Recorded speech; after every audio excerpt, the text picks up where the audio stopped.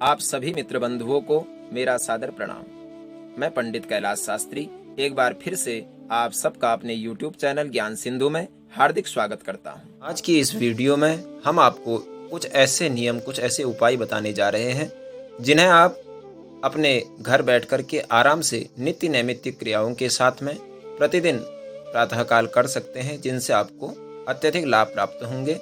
तो वो लाभ आपको कैसे प्राप्त होंगे उसे जानते हैं वीडियो में। तो आइए शुरू करते हैं।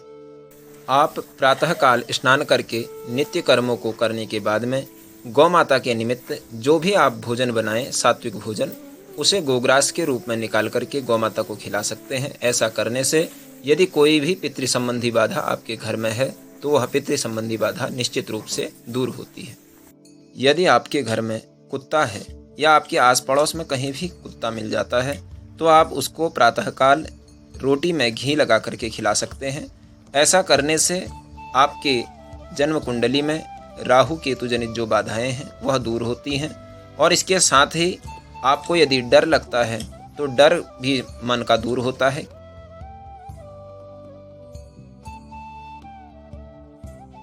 आप शनिवार के दिन चींटियां यदि आपके आसपास कहीं भी दिखाई देती हैं तो चींटियों को आप कोई मीठी वस्तु या फिर आटा डाल सकते हैं। ऐसा करने से आपके कुंडली में शनि निमित्तक जो दशा इत्यादि है उसमें शुभ फल की प्राप्ति होती है।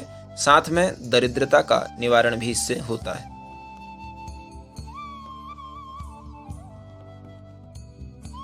आप पूर्णिमा या फिर अमावस्या के दिन यदि आपके घर के आसपास कहीं भी नदी, तालाब इत्यादि है तो आप मछलियों को दाना डाल सकते हैं। मछली को दाना डालने से राहु जनित, केतु जनित सभी बाधाएं दूर होती हैं और यह धन की प्राप्ति कराने वाला एक बहुत ही सिद्ध उपाय है।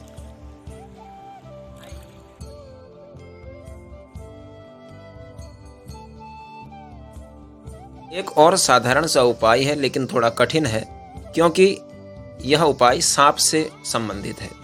यदि आपकी जन्म कुंडली में काल सर्प दोष, पितृदोष इत्यादि कोई भी दोष है तो उसके लिए आप अमावस्या के दिन यदि कहीं आपको सांप दिखाई दे तो आप सांप को दूध पिला सकते हैं। लेकिन यदि ऐसा संभव ना हो तो आप भगवान शिवलिंग में तथा उनके ऊपर जो नाग देवता होते हैं उनको दूध से स्नान करा सकते हैं। ऐसा कराने से भी काल सर्प दोष में शांति प्राप्त होती है। यदि आपके घर में पितृ संबंधी बाधाएं हैं या फिर आपके किसी भी कार्य में जो भी आप कार्य करते हैं उसमें बार बार यदि बाधाएं आ रही हैं तो उसके लिए आप एक साधारण सा उपाय कर सकते हैं। आपके छत में यदि कौवे इत्यादि आते हैं तो कौवे के लिए आप रोटी रखें, रोटी में थोड़ा घी और थोड़ा गुड़ लगा करके रखें। ऐसा करने से निश्चित रूप से आपको लाभ प्राप्त होगा। आपके घर में जब कभी भी कोई शुभ कार्य हो, जैसे किसी का विवाह या किसी का जन्मोत्सव, किसी के विवाह की वर्षगांठ इत्यादि जो भी शुभ कार्य होते हैं, इसमें यदि आप चाहते हैं कि आपको शुभ फलों की प्राप्ति हो, आपके घर में सुख समृद्धि धन धान्य बढ़ता रहे, तो उसके लिए आप एक साधारण सा उपाय कर सकते हैं।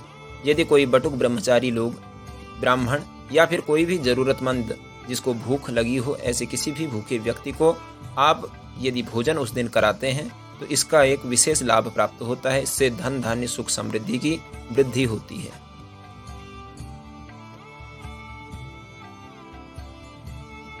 यदि आप प्रतिदिन कार्य करते हैं और अच्छे कार्य करते हैं और धन धान्य भी आपके पास भरा पड़ा है, सुख समृद्धि भी आपके पास है, लेकिन इन सब के बावजूद यदि आपका मन अशांत रहता है, आपके मन में हर समय कोई ना कोई चिंता रहती है, तो आप एक बहुत सरल सा उपाय कर सकते हैं। आप प्रातःकाल उठ करके स्नान इत्यादि करके फिर प्रतिदिन भगवान के सामने बैठ करके भगवान के जो दिव्य धर्म ग्रंथ हैं जैसे गीता, विष्णु सहस्त्रनाम तथा दुर्गा सप्तशती इत्यादि के अंतर्गत किसी भी स्तुति को जिस पर आपकी श्रद्धा अधिक हो उस स्तुति को पढ़ सकते हैं। ऐसा करने से, स्वाध्याय करने से निश्चित रूप से आपके मन को परम शांति का अनुभव प्राप्त होगा।